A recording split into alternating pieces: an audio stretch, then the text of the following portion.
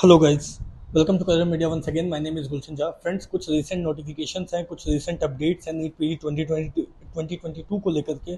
उसी recent updates पर आज हम बात करने वाले हैं, जिसमें सबसे पहले तो एक एमएससी की तरफ से नोटिस आई है पीडब्ल्यूडी कैटेगरी स्टूडेंट्स के लिए। उस नोटिस के बारे में बात करेंगे।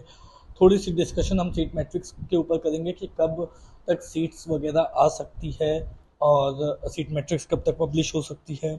उसके बाद फिर हम आएंगे कि क्या क्या रूमर्स फिर से अब उठनी स्टार्ट हो चुकी है। अभी फिलहाल आंध्र प्रदेश की पोर्टल स्टार्ट हुए, तो आंध्र प्रदेश, हम जानते हैं कि आंध्र प्रदेश में जो मैनेजमेंट सीट्स हैं वो अभी फिलहाल सबसे सस्ती फीस वाली स्टेट जो है वो आंध्र प्रदेश ही है। वहाँ पे 8,50,000 की फीस है फॉर मैनेजमेंट प्राइवेट कोटा की जो सीट्स हैं। अभी जो आंध्र प्रदेश की पोर्टल ओपन हुई है उसमें एक तो सबसे पहले कि आंध्र प्रदेश की जो काउंसलिंग प्रोसीजर है वो प्रोसीजर कैसे काउंसलिंग कैसे कंडक्ट कराई जाती है। अभी जो फॉर्म निकली है उसके लिए कौन कौन एलिजिबल हैं, कौन सी फॉर्म निकली है, और मैनेजमेंट कोटा के लिए जो जिसकी फीस 8 लाख रुपीज़ है उसके लिए नॉन डोमिसाइल स्टूडेंट्स एलिजिबल हैं, तो उनके लिए फॉर्म कब निकलेगी। So these are all the notification, these are all the things which we are going to discuss about in this video. First of all come on MCC notification. और ये जो notification है वो पीडब्ल्यूडी कैंडिडेट्स के लिए है कि PWD candidates को अपनी पीडब्ल्यूडी सर्टिफिकेट ऑफलाइन ही इशू करानी होगी। दैट मीन्स कि the students who come under PWD they have to visit their offline centers, and from there only they have to collect their PWD certificate. इससे related किसी भी प्रकार की online link publish नहीं की जाएगी।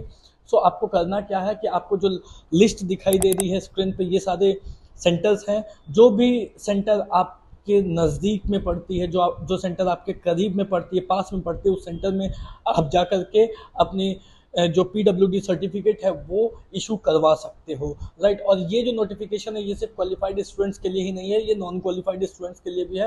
नॉन क्वालिफाइड स्टूडेंट्स भी अगर पीडब्ल्यूडी कैंडिडेट्स हैं तो वो जाकर के अपनी जो सर्टिफिकेट है पीडब्ल्यूडी की वो इशू करवा सकते हैं। लेकिन इस बात का ध्यान रखें कि इसके लिए कोई ऑनलाइन प्रोसेस आपको नहीं करनी है, इसके लिए आपको ऑफलाइन फिजिकली प्रेजेंट होना पड़ेगा नियरेस्ट जो पीडब्ल्यूडी की सेंटर्स हैं उन सेंटर्स पे जा करके, और आपको इशू करवानी होगी। ये तो हुई जो नोटिस आई थी एमसीसी की तरफ से, वो उससे रिलेटेड बात। अब आते हैं सीट्स की बात। सीट्स ऑब्वियसली इस साल जो है वो बढ़ रही हैं, they are going to increase. LOP जो है वो अथॉरिटीज़ की तरफ से, एनएमसी की तरफ से, और एलओपीज लेटर ऑफ परमिशन कॉलेजेस को भेजनी स्टार्ट कर दी गई है। ये एलओपीज 27 तक भेजी जाएंगी। दैट मीन्स कि 27 शाम तक या 28 तक आप देखोगे एनएमसी की जो वेबसाइट है, एनएमसी की ऑफिशियल वेबसाइट, उस पर ऑफिशियली अपडेट कर दी जाएगी कि कितनी सीटें इस बार बढ़ रही है। कभी भी जब किसी भी साल कभी भी जब सीटें बढ़ती है ना, दो फेज में बढ़ती है। कुछ सीटें राउंड 1 काउंसलिंग से पहले बढ़ती है और कुछ सीटें राउंड 2 काउंसलिंग के पहले बढ़ती है। लेकिन राउंड टू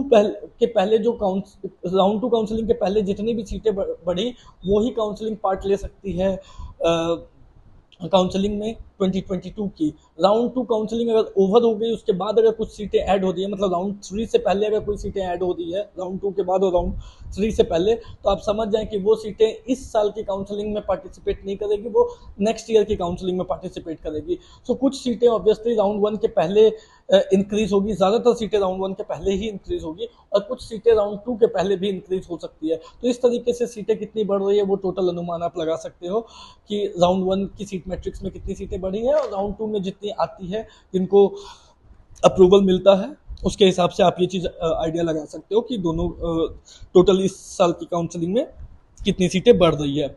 अब आते हैं एनएमसी को लेकर के। एनएमसी को लेकर के फिर से कुछ बातें स्टार्ट होने लगी है, क्योंकि कल हमने देखा कि आंध्र प्रदेश की जो है वो पोर्टल ओपन हुई। अब आंध्र प्रदेश की पोर्टल ओपन हुई तो आंध्र प्रदेश की जो रजिस्ट्रेशन है वो आज 13 से स्टार्ट है। आंध्र प्रदेश की काउंसलिंग के बारे में मैं आपको थोड़ा सा पहले समझा देता हूँ। आंध्र प्रदेश की काउंसलिंग जो है वो 2 पार्ट में होती है, एक गवर्नमेंट सीट के लिए अलग और एक मैनेजमेंट प्राइवेट सीट्स के लिए अलग। गवर्नमेंट सीट्स के लिए ये जो अभी पोर्टल ओपन हुई है ये सिर्फ गवर्नमेंट सीट्स के लिए हुई है। गवर्नमेंट सीट्स के लिए एलिजिबिलिटी क्राइटेरिया क्या है? वैसे स्टूडेंट्स जिनकी nativity, the students having a nativity और डोमिसाइल ऑफ आंध्र प्रदेश और तेलंगाना, और they have done their MBBS from the institutes available in Andhra Pradesh, या फिर जो स्टूडेंट्स हैं जिन्होंने अपनी एमबीबीएस आंध्र प्रदेश से की है, वो ही सिर्फ वहाँ के स्टेट कोटा के थ्रू जो गवर्नमेंट सीट्स हैं उसके लिए एलिजिबल है। और अभी जो पोर्टल ओपन हुई है वो सिर्फ सीए कोटा के लिए हुई है। सीए कोटा मतलब कि competent authority quota. Competent authority का मतलब है कि cat A seats. Cat A seats का मतलब है कि गवर्नमेंट सीट्स, तो स्टेट कोटा काउंसलिंग के थ्रू जो गवर्नमेंट सीट्स की काउंसलिंग होती है वो उसके लिए अभी फॉर्म आई है, जिसके लिए या तो डोमिसाइल स्टूडेंट एलिजिबल है या तो जिन्होंने अपने एमबीबीएस वहां से किया वो एलिजिबल है। What about non domicile student या फिर मैनेजमेंट कोटा सीट्स के लिए या फिर प्राइवेट कोटा सीट्स के लिए? मैनेजमेंट कोटा सीट जिसे हम बीकेट सीट्स भी कहते हैं या फिर प्राइवेट कॉलेजेस की सीट्स भी कहते हैं, या फिर जिसके लिए नॉन डोमिसाइल स्टूडेंट भी एलिजिबल हैं और जिनकी फीस अभी फिलहाल 8,50,000 रुपीज है। जैसा मैंने आपको बताया कि आंध्र प्रदेश की जो फीस है वो सबसे सस्ती है, 8.5 लाख रुपए की फीस है। उसके बाद फिर कर्नाटका की फीस है 11.5 लाख रुपए की। तो उन सीट्स पर जिन भी स्टूडेंट को अप्लाई करना है और उन्होंने अपने एमबीबीएस आंध्र प्रदेश से नहीं की है, वो अब उन सभी के लिए सेपरेटली एक फॉर्म निकलेगी, एक अलग से फॉर्म निकलेगी मैनेजमेंट कोटा के लिए। अभी जो फॉर्म निकली है वो गवर्नमेंट कोटा के लिए है, मैनेजमेंट कोटा के लिए अलग से फॉर्म निकलेगी।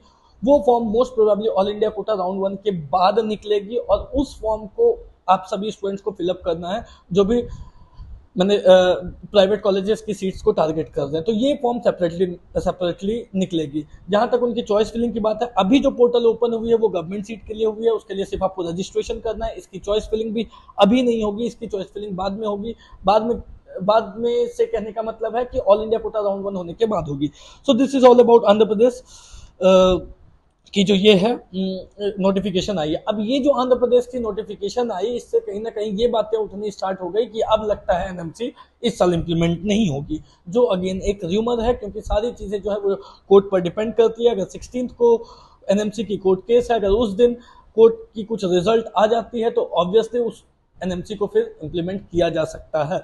सो सारी चीजें जो है everything depends on the 16th of August court case के रिजल्ट पर। सो अभी इन बातों पर डिपेंड नहीं होना है। अगर आपको, हाँ, हालांकि ये जरूर है कि कोर्ट केस में टाइम लगता है। कोर्ट केस अगर यहाँ से कोर्ट का कुछ रिजल्ट आ भी जाता है तो कॉलेजेस सुप्रीम कोर्ट जा सकते हैं। तो इस पूरे प्रोसेस को देखते हुए लगता है कि it is going to take so longer time, काफी लंबा समय लिया जा सकता है, जिससे कि ऐसा फील होता है कि हो सकता है इस बार एनएमसी अब ना भी इम्प्लीमेंट हो इस साल के लिए। So that's what I am saying and I was saying before also कि जो चीजें हैं वो बहुत ज्यादा डिले चल रही थी। सो स्टिल देखते हैं होता क्या है। अगर आपको ऐसा लगता है कि एनएमसी इंप्लीमेंट नहीं होगी and you wanted to know कि अब आपको जो है वो कहाँ कहाँ कॉलेजेस मिल सकती है, आपके लिए क्या क्या पॉसिबिलिटीज है, कौन कौन सी फीस में कौन कौन से ब्रांचेस कौन कौन से कॉलेजेस में मिल सकते हैं, कॉलेजेस कैसी हैं, उनकी ओपीडी आईपीडीज कैसी है, ये सारी डिटेल्स अगर आपको जानना है और साथ में अगर आपको ये भी जानना है कि आपके लिए क्या choice filling best choice filling रहेगी, तो आप करियर मीडिया की जो ऑफिशियल वेबसाइट है www.careermedia.ai उस पर जाकर के रजिस्ट्रेशन कर सकते हो। आप करियर मीडिया की ऑफिशियल वेबसाइट पर जाकर के एक बार रजिस्ट्रेशन करते हो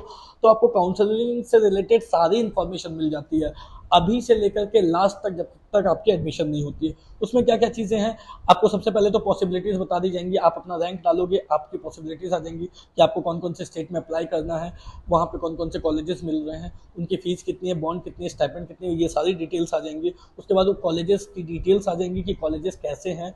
उसके बाद आप आगे बढ़ोगे तो आपको नोटिफिकेशंस भी वहाँ पे आने लगेंगी। साथ में जब चॉइस फिलिंग होने वाली होगी तो आप चॉइस फिलिंग में जाकर के चेक करोगे तो आपको चॉइस फिलिंग भी मिल जाएगी कि किसी स्टेट की या ऑल इंडिया की चॉइस फिलिंग आपको किस ऑर्डर में करनी चाहिए। सो ये आप सारी चीज़ें जो है वो आप करियर मीडिया की जो ऑफिशियल वेबसाइट है, जैसा मैंने आपको बताया, वो लिंक भी आपको यहाँ पे नीचे में फ्लैश हो रही है www.careermedia.ai, इस पर जाकर के आप चेक कर सकते हो। So that's all for today. अगर कोई डाउट हो, क्वेरी हो तो आप दिए गए नंबर पर कॉल कर सकते हो। अगर आप हमसे पर्सनल पेड सर्विसेज भी लेना चाहते हो तो भी आप इंक्वायरी कर सकते हो। At the same time Telegram group की लिंक डिस्क्रिप्शन बॉक्स में दी गई है, आप उसे भी जाकर के ज्वाइन कर सकते हो और अपनी क्वेरीज को पोस्ट कर सकते हो जिसे हम आंसर कर सकते हैं। Thank you so much.